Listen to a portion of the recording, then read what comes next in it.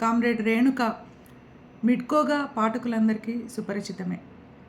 ఆమె దాదాపు 3.5 దశాబ్దాల పాటు సామాజిక ఉద్యమాల్లో పాలుపంచుకుంది.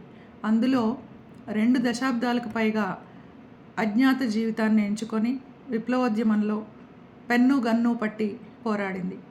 ఇటీవల అంటే 31 మార్చి 2025న ఆమె బీజాపూర్ జిల్లాలో బేల్నార్ అనేటువంటి ఒక గ్రామంలో అనారోగ్యంతో నిరాయుధంగా ఉన్నప్పుడు పోలీసులు చుట్టుముట్టి పట్టుకొని చిత్రహింసలకు గురిచేసి హత్య చేశారు. కామ్రేడ్ రేణుక అనేక కలంపేర్లతో కథలు రాసింది. 93లో మొదటి కథ రాసింది. తను దాదాపుగా తన రాజకీయ జీవితము, తన సాహిత్య జీవితము ఒకేసారి మొదలయ్యాయని చెప్పొచ్చు. ఎందుకంటే తను మహిళా సంఘంలో పనిచేయడం మొదలుపెట్టిన వెంటనే కథలు కూడా రాయడం మొదలుపెట్టింది. నిజానికి ఆమె చైతన్యం అంత తొందరగా వికసించడానికి కూడా కారణం ఆమె వరంగల్ జిల్లాలోని కడివెండిలో పుట్టడం. ఎందుకంటే అది వరంగల్ అందరికీ తెలిసిందే, ఉద్యమాలకు పుట్టినిల్లు. కడివెండి నుంచి ఎంతోమంది ఉద్యమంలోకి వెళ్ళారు, అక్కడ పోరాడుతూ అమరులయ్యారు, ఇంకా కొనసాగుతున్నారు. కొంతమంది కొనసాగించలేక వెనక్కి తిరిగి వచ్చిన వాళ్ళు కూడా ఉన్నారు.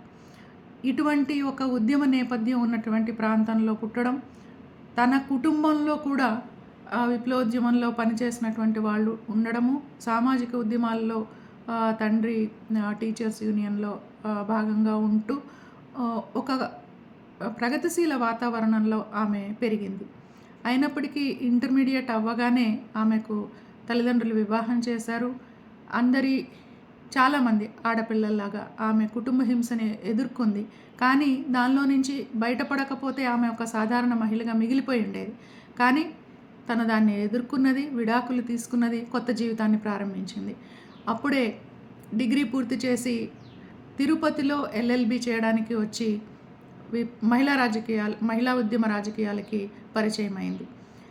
తర్వాత తను రాసినటువంటి కథల్లో సాధారణ మహిళలు ఏ రకంగా పితృస్వామ్యాన్ని ఎదుర్కొంటారు, ఎటువంటి సమాజంలో మనం జీవిస్తున్నాం అనే విషయాలని భిన్న కోణాలలో కనీసం 18 కథలు అటువంటి కథలు రాసింది. తర్వాత విప్లవోద్యమాన్ని గురించి రాసినటువంటి కథలు చూస్తే కనుక విప్లవోద్యమంలో మహిళల భాగస్వామ్యం, వాళ్ళు ఒక బలమైన వ్యక్తిత్వం కలిగినటువంటి విప్లవకారులుగా ఎదిగిన తీరు, వీటిని అన్నిటినీ ఎన్నో రకాలుగా ఎన్నో కోణాల్లో తను చిత్రించే కథలు రాసింది. సామాన్యమైనటువంటి ప్రజలు అసామాన్యమైనటువంటి ధైర్య సాహసాలు చూపించడం, ముఖ్యంగా తల్లులు పోరాడుతున్న తమ బిడ్డలతో కలిసి వాళ్ళని ఇన్స్పైర్ చేస్తూ, వాళ్ళు ప్రభావితం అవుతూ ఎటువంటి ఉత్తేజకరమైనటువంటి జీవితం జీవిస్తున్నారో అవన్నీ కూడా తను అద్భుతమైనటువంటి కథలుగా చిత్రించింది. అయితే రేణుకకు చాలా అద్భుతమైనటువంటి రచనా శైలి ఉంది. చాలా అలవోకగా రాసేయగలిగేది తను. తనకి చాలా తొందరగానే ఒక శైలి కూడా పట్టుబడింది. నిజానికి తనని సన్నిహితంగా తెలిసిన వాళ్ళు, ప్రత్యక్షంగా పరిచయం లేకపోయినా కూడా ఆమె కథలతో పరిచయం ఉన్న వాళ్ళు కథల్ని తేలిగ్గా గుర్తుపట్టగలుగుతారు. అటువంటి శైలి ఆమెది. అలాగే తన రాజకీయ జీవితాన్ని నిజానికి ఆ కథల్ని విడిగా మనం చూడలేం. ఒక సామాన్యమైనటువంటి పాఠకులు ఎవరైనా కూడా ఆమె కథలు చదివితే ఆమె రాజకీయాల గురించి కూడా తెలుసుకుంటారు. ఇంకా తెలుసుకోవాలనేటువంటి ఒక జిజ్ఞాసను కూడా అవి రేకెత్తిస్తాయి. ఎందుకంటే ఆమె ఒక కలం పేరు పెట్టుకున్నా, తనకు ఒక మారు పేరు పెట్టుకున్న, వివిధ ప్రాంతాల్లో పనిచేసినప్పుడు విప్లవోద్యమంలో సాధారణంగా అందరూ చేసేటటువంటిది, ఒక కొత్త ప్రాంతానికి వెళ్ళినప్పుడు ఒక కొత్త పేరు పెట్టుకుంటారు. సాధారణంగా ఆ పేరు ఎలా ఉంటుందంటే తమని ఉత్తేజపరిచినటువంటి వారు, ఆ ప్రాంతంలో ఆదర్శవంతంగా పనిచేసిన వాళ్ళ పేర్లు వాళ్ళు పెట్టుకొని వారి ఆశయాలను కొనసాగించడంగా వారి ఆచరణ ఉంటుంది. అలాగే కామ్రేడ్ రేణు కూడా తను రాసినటువంటి విప్లవోద్యమ కథలకు మొదటగా పెట్టుకున్న పేరు మిడ్కో. మిడ్కో అంటే మిణుగురు. ఇది గోండీ భాషలో దాని అర్థం మిణుగురు. కానీ ఆ అర్థం వల్ల ఆమె ఆ కలం పేరు పెట్టుకోలేదు. అక్కడ సబిత పేరుతోటి పనిచేస్తున్న కామ్రేడ్ మిడ్కో తన వదిన కూడా, తన అన్న సహచరి.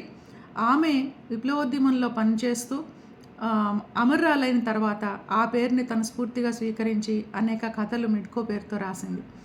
అలాగే తను బీడి దమయంతి అనే పేరుతోటి విప్లవోద్యమంలో అనేక ప్రాంతాలలో తను పర్యటన చేసి ఒక విలేకరిగా, ఒక రెడ్ జర్నలిస్ట్గా తను అనేక చారిత్రక పోరాటాలను, వాటిలో ప్రజల భాగస్వామ్యాన్ని, ప్రత్యేకంగా మహిళల భాగస్వామ్యాన్ని, వాళ్ళపైన జరుగుతున్నటువంటి రాజ్యహింసను, ప్రజల ప్రతిఘటనను ఇట్లా నమోదు చేస్తూ అనేక బుక్లెట్స్ రాసింది. ఉదాహరణకు చెప్పుకోవాలంటే తను మొట్టమొదటిగా పనిచేసినటువంటి ఆంధ్ర ఒరిస్సా బార్డర్ ఏరియాలో బాసదారులు తను మొట్టమొదటి పనిచేసింది. బీడీ దమయంతి అని పెట్టుకోవడంలో కారణం కూడా అదే. బీడీ అంటే బాసదార అనే. దమయంతి ఒక అక్కడే దండకారణ్యంలో అమరులైనటువంటి ఒక కామ్రేడ్ పేరు అది. 2003లో తను ఒక కథ రాస్తూ ఈ శోకం అందరిది అని, అంటే తన బిడ్డ చనిపోయింది అనుకొని వెళ్ళిన ఒక తల్లికి అక్కడ ఇంకొక అమ్మాయి చనిపోవడం, అది ఆ తల్లి ఎట్లా తీసుకున్నది అనేది ఒక కథ రాసింది. ఆ కథ కిందనే తను ఈ విషయాన్ని రాసింది. అలా బీడీ దమయంతి పేరుతో తను చాలా బుక్లెట్స్ రాసింది. సల్వాజూడం చేసినటువంటి అకృత్యాలు, ఆ హింస, దాన్ని ప్రజలు ప్రతిఘటించిన తీరు, ఇవి 2-3 బుక్లెట్స్ తను బీడీ దమయంతి పేరుతో రాసింది. ఆంధ్ర ఒరిస్సా బోర్డర్ ఏరియాలో నారాయణపట్న పోరాటాన్ని గురించి, పోరాట బాటలో నారాయణపట్న అని చెప్పి ఒక బుక్లెట్ రాసింది. అందులో మహిళల భాగస్వామ్యాన్ని గురించి కొన్ని వ్యాసాలు రాసింది. వీక్షణంలో కూడా వచ్చాయి ఆ వ్యాసాలు. అలాగే తను ఎంజీ శ్వేత అనే కలం పేరుతో కూడా కొన్ని వ్యాసాలు రాసింది రాజ్యహింస మీద ముఖ్యంగా. ఆ ఎంజీ శ్వేత పేరు వెనుక కూడా ఒక చరిత్ర ఉంది. అది కామ్రేడ్ శ్వేత తను కూడా ప్రెస్ విభాగంలో పనిచేస్తూ ఉండగా ఒకసారి క్యాంపు మీద పోలీసులు దాడి చేసినప్పుడు ఆమె బుల్లెట్ గాయంతో అక్కడ అమరురాలైంది. మల్కనగిరిలో ఆ సంఘటన జరిగింది కాబట్టి ఎంజీ శ్వేత అనే పేరుతో తను అనేక వ్యాసాలు రాసింది. అలాగే తను మార్టైర్ అయినప్పుడు పేపర్లలో మనం చూసాము, కామ్రేడ్ రేణు అలియాస్ చైతే అనే ఒక పేరు వచ్చింది. కామ్రేడ్ చైతే గురించి తను 2011లోనే ఒక వ్యాసం రాసింది. అందులో చైతే ఒక సాధారణ ఆదివాసీగా జన్మించి అక్కడ విప్లవ రాజకీయాలతో ప్రభావితమై ఒక కేఏఎంఎస్లో అంటే క్రాంతికారి ఆదివాసీ మహిళా సంఘటన నాయకురాలిగా ఎదిగింది.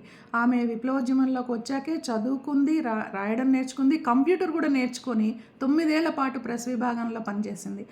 కామ్రేడ్ రేణుక కూడా ప్రెస్ విభాగపు బాధ్యురాలు అని చెప్పి మనం పేపర్లో కూడా చూసాము. అందువల్ల ఆ ప్రెస్ విభాగంలో తనతో పాటు పనిచేసినటువంటి కామ్రేడ్ చైతే పేరునే తను ఆమె అమరత్వం తర్వాత స్వీకరించి ఉంటుందని అనిపించింది. ఎందుకంటే తక్కినవన్నీ కూడా మనకి ఆ వైపుగా ఒక సూచన ఇస్తుంది కూడా.